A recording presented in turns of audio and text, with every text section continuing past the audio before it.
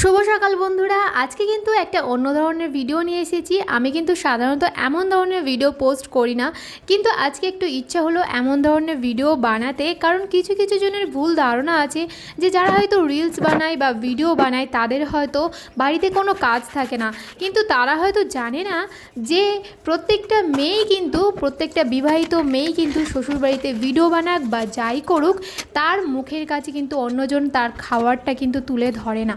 তো যাই হোক, এইভাবে আমি কিন্তু একাই হাতে আমার সংসারটাকে আমি এইভাবে সামলে তারপর নিজের শখ, নিজের ইচ্ছা, নিজের ভালো লাগাটুকু এই ভিডিওর মাধ্যমে বাঁচিয়ে রাখি। আর কিছু কিছু মানুষ আছে তারা কিন্তু না বুঝে বোকার মতো সেই ফোনের সোশ্যাল মিডিয়ার সেই নাটকীয় জীবনটাকেই বাস্তব জীবন হিসেবে কিন্তু ধরে নেয়। কিন্তু এই ক্যামেরার সামনে ছাড়াও একটা বাস্তব মেয়েদের কিন্তু একটা জীবন থাকে, সেটা কিন্তু সবার সামনে সবাই আনতে চায় না। তার উপর কিছু হিংসুটে মানুষের কথা আছে যে ও তো একা থাকে, ওর বাড়িতে কি কাজ, ওর তো সারাক্ষণই ভিডিও নিয়েই বসে থাকে।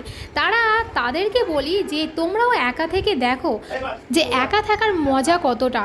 তো যাই হোক, আমি এই সোশ্যাল মিডিয়াকে অনেক অনেক ধন্যবাদ জানাই, কারণ এই সোশ্যাল মিডিয়ার জন্য হয়তো অনেকে বিগড়ে যায়, আবার অনেকে কিন্তু ডিপ্রেশন থেকে মুক্তি পায়। আর সবাই কিন্তু টাকা রোজগারের জন্য সোশ্যাল মিডিয়া আসে না।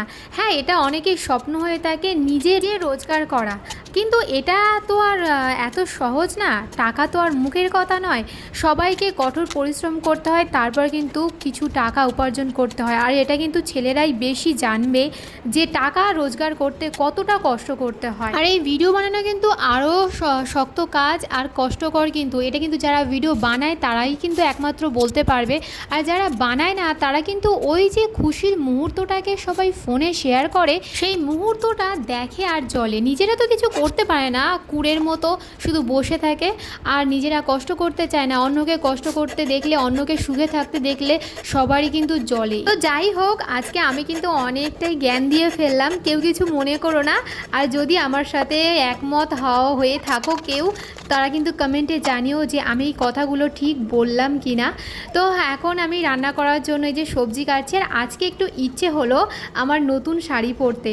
তো সেই জন্য আর কি নতুন শাড়ি পরেছি, একাই আছি, আমাকে কিন্তু কেউ দেখার নেই, কিন্তু তাও আমি একা একা থাকি। আর যাই করি না কেন, আমার শখটাকে কিন্তু আমি বাঁচিয়ে রাখি, আমার ভালো লাগাটাকে কিন্তু আমি সবসময় প্রায়োরিটি দিয়ে থাকি। আর নতুন শাড়িটা, হ্যাঁ, ভিডিও বানানোর জন্য একটু কিন্তু কারণ হয়ে থাকতে পারে, কারণ আমি ভিডিও বানাচ্ছি তার জন্য নতুন শাড়ি পরেছি। হয়তো যদি না ভিডিও বানাতাম আমি কিন্তু অন্য কিছু পরতাম। তো যাই হোক, তোমাদের সাথে গল্প করতে করতে কিন্তু এই যে আমার দুপুরের লাঞ্চ রেডি। আর এখন বাজে ঘড়িতে 1:30, আর আমার বরমশাইয়ের আসতে এখনও 1 ঘন্টা দেরি হবে, তাই আমি খেয়ে নিলাম আর ওর খাবারটা এই যে তুলে রাখলাম।